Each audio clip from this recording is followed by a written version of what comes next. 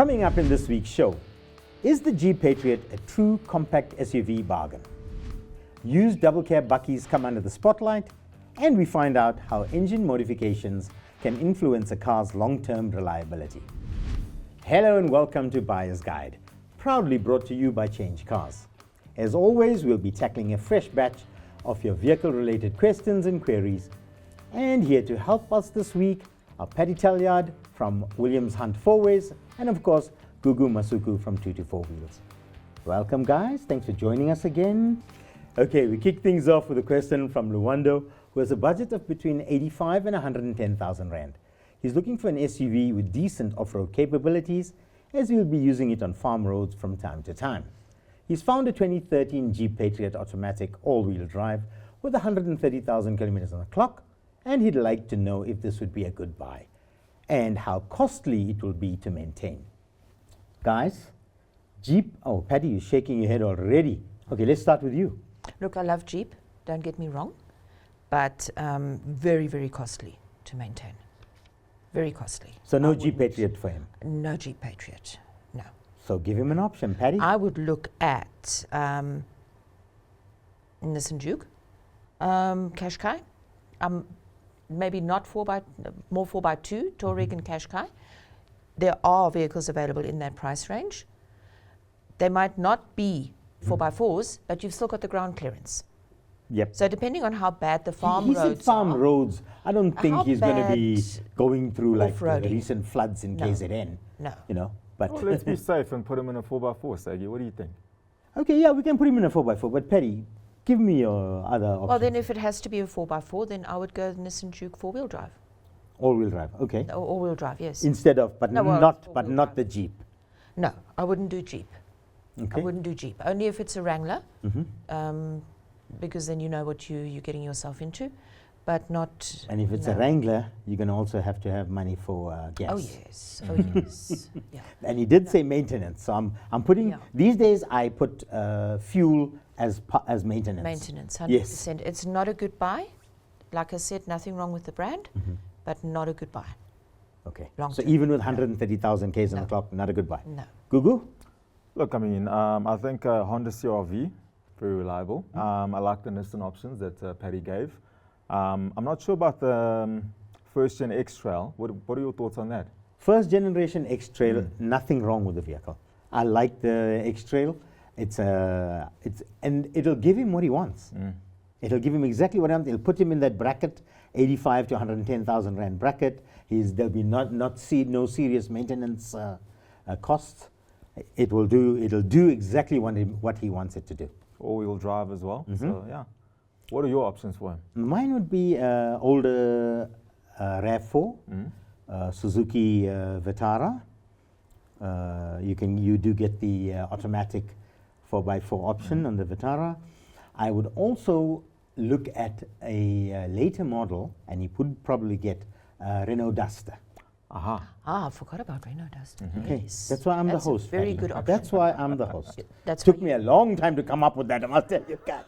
But and the reason I came up with it is because I drove past one and I said, that's an option. Yes. The Renault Duster is a forgotten vehicle. Absolutely. And there's nothing wrong with it. No. The Renault Duster, for me, would be something I'd ask him to look at before he looks at a Jeep Agreed. Patriot. Now that you've mentioned that Duster, that's what I'll go He'd for. get a later model Duster, whereas he'll get a very old model RAV4. Yeah. And and then with an older model 4x4, even if it's a Toyota, as much as I say they're reliable and absolutely fantastic, when an older model RAV4 starts giving you trouble, especially the all-wheel drive, he's going to have a problem. It's going to get expensive. So the later model Renault Duster for me would be the one. Or the Nissan. Or the Nissan Juke. Yeah. And now for something from the opposite end of the spectrum. Promise currently owns a 2012 VW Polo 1.4 sedan, which he plans to keep as it will be paid off in December. He would like to buy a coupe for his wife, and is considering either a Toyota 86 or a BMW 1 Series. He's also open to other suggestions within the 250,000 Rand price bracket. Guys, I like these. I like both of them. The 1 It's a Series no-brainer. coupe and the 86. Would you put your wife in one of those? No, I'd be paying all the tickets. That would be the only reason I wouldn't put her in one of those. No, because you'd be driving the car the whole time, not her. No. That's the only reason why I'd put my wife, if I had a wife, into one of those. I must say though, he's looking at the 86, and I asked him to look at the BRZ, which is the same car, practically the same car, the Subaru BRZ. So if he's looking at that, the 86, I just think the Toyota badge on the 86 makes it overpriced. Whereas the Subaru BRZ with 50,000 kilometers on the clock is like 40,000 Ks less For the same car. for the same car. But that's if he wants to stay with the 86 or the BM. Anything else, Patty? Coupe? We've discussed Subaru And the footprint. 86, no brainer for me. Final answer. I'm not going to ask the audience or phone a friend. You're not going to phone a 86. friend? No, 86. 86. You see, Google? Good thing we're not married to Patty. Right? Yeah, Yeah, we'd no. never get to see the 86. So, guys, final answer? Yes. 86? 86. 86? Yes. 86? Yes. And even though, like you said, Subaru has a small footprint, you could take the BRZ to Toyota and they'd sort it out for you because they know it's the same car. We know it's the same car. But Toyota, the badge, it will sell.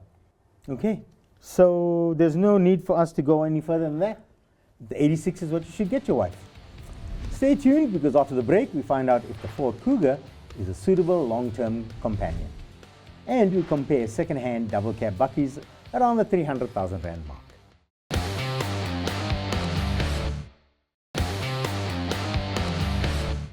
You're watching Buyer's Guide, and if you've just joined us, welcome to this week's show. Now, Charles drives a 2019 Ford Kuga 1.5 diesel, which he bought in May 2020. The vehicle has done 72,000 kilometers, and the warranty and service plan ends in January 2023. He was planning on keeping the vehicle and extending the warranty with Ford, but now that Kuga has been discontinued, he's concerned about parts availability later on. Should he keep the Kuga or look at replacing it with something newer around the 300,000 Rand mark? Guys, firstly, I don't think there's a parts problem. No, Agreed. Agreed? no. Tell me about the extension of the warranty, Gugu. What do you think? Look, if he wants to keep the car, he can extend the warranty. He won't have a parts problem, like you say. So that's his call to make. There are other options should he want to get out of that. Plenty of other options, especially SUVs and crossovers. There's so much to choose from. So what will he get for this car, Paddy? He's got a 300,000 Rand budget, but he'll surely get some trade-in value on this 1.5. Well, he says that he's been to 5 different dealers and he's been offered anywhere between 295 and 320. Yeah. So I went on to AutoBid and I checked the book trade value on his car. If it's a manual, book trade is 287, and if it's an auto, book trade is 314. So he's getting very good offers. He's getting strong offers. Yeah, but you know the second-hand market right now, Paddy. Yeah, I mean, You're we're paying more than we're paying book, crazy way money over to book, get yeah. cars Yeah. in, and they are being retailed at Crazy money as well, yeah. Seriously, crazy money because of And the new people car are stock buying. shortage.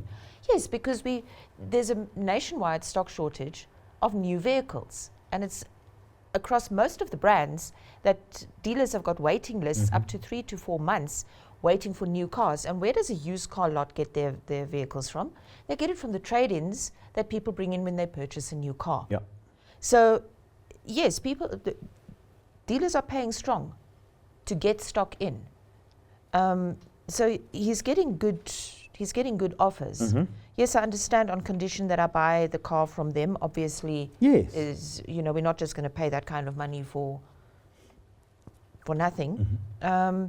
Let's say you took it in. You gave him top dollar for this. What would you put him in? I'd put him in the Haval H6 because you've got a beautiful high suspension, you've got luxury, you've got comfort, very well priced. Starts at 442. Or I'd put him in a Toyota Urban Cruiser or the Peugeot 2008. Is the Haval an all-wheel drive, the H6? Yes, It comes in 4 derivatives. So your premium luxury 2-wheel, luxury 4-wheel, and then your super lux, which is only 4-wheel. Whereas the Tiggo 4 Pro doesn't. Yeah. And it's a smaller vehicle than the Kuga. Now, he's not mentioned anywhere in this that he's had a problem with the Kuga. Okay? He doesn't have to worry about parts, like Patty said, for 10 years. You must keep stock of parts for the Kuga. Absolutely. And if he extends his warranty with Ford like he wants to, there is no reason for him to get rid of the Kuga. No. Okay? Unless, of course, he's itching to buy a new car, then Patty, you've given him some nice options. Gugu, what would you say? You said the Tiggo Pro 4. Tiggo Pro 4 or 4 Pro. Urban Cruiser, Vitara Brezza, same thing. Brezza, Yeah. The Renault Duster is also on my list. Yeah. It's a good one, yeah. Yeah, so he could look at all these vehicles and get just as much fun out of them and reliability out of them as he would if he kept his Kuga, because he's going to take the warranty. He's just, and he wouldn't have to spend this kind of money. He's bought it cash. He's got no outlay of any money. So for me, I would buy the extended warranty from Ford and keep it going. Yeah, I would keep it and extend the warranty and move on. Okay, listen to Patty. Right, we move on now from SUVs to bakkies. Impo currently drives a 2014 BMW 320d with a mileage of 115,000 kilometers as a weekend vehicle, and he's looking to trade it in for an automatic double cab bakkie. He can spend up to 300,000 Rand, and his options are the Toyota Hilux, of course, Isuzu KB and Ford Ranger, all with under 160,000 kilometers. But he says he might be convinced to consider other brands too. I don't know how he's going to get into Toyota Hilux. I don't know. Or a Ranger. And I honestly For a double cab yeah. for 300K. No. And I honestly think this is also the wrong time of the market to be looking at purchasing a pre-owned vehicle because of stock shortages and escalated or adjusted pricing on retail on pre-owned vehicles. He wants or any one of these vehicles to be under 160,000 Ks. You will, if you can find me a Hilux bakkie double cab under 160,000 kilometers on the clock for 300,000 Rand, I'd buy it now. Yeah, not only that, but he's looking for a GD6 specifically, and he's not going to get that Never. for that price range. He's never going to get that. But he will get Rangers though. He will get Rangers for that. Those Under 160K on the clock? Yeah, he will. I had a look. Amarok's Isuzu KB, he will get those. Just not a Hilux. Patty, how much will you give him for his 320 diesel? It's a low miler as well, 115,000 kilometers. Say against one of your P series. I would be dependent on traders because from dealership level, anything older than 5 years or over 100,000 kilometers goes to trade. So I would need to, and I'll be honest with you, I didn't check on Autobid what the current book trade is on a 320 diesel. But my experience in the industry is they did not have a good or a strong trade value. So his budget is 300. He didn't say it must include his BMW. So let's assume it's including his BM. So he'll be financing not too bad. He'll be financing about 150 on that, on the 2014 BM. And he maybe then, like you say, Gugu, jump into a Ranger. Yeah, it's a good option for him. Because I still don't believe he'll get a GD6. No, he won't get a GD6 for that kind of money and at that mileage. He might get an older Hilux, but not a GD6. And Isuzu? Isuzu KB, he will Definitely. get those. Yeah, definitely. Also a good option, in my opinion. Reliable, they'll keep going. Yeah. Okay, so he should look at the Ranger and the Isuzu. And he should hold on for a good trade on his 320 diesel. There you go. And you should also wait until the market has stabilized when pre-owned pricing normalizes again. Okay. We'll be taking a short break, but when we return, we'll take a closer look at online vehicle advertising and how to spot a scam from a mile away. And is it a good idea to modify a vehicle's exhaust system and emissions equipment?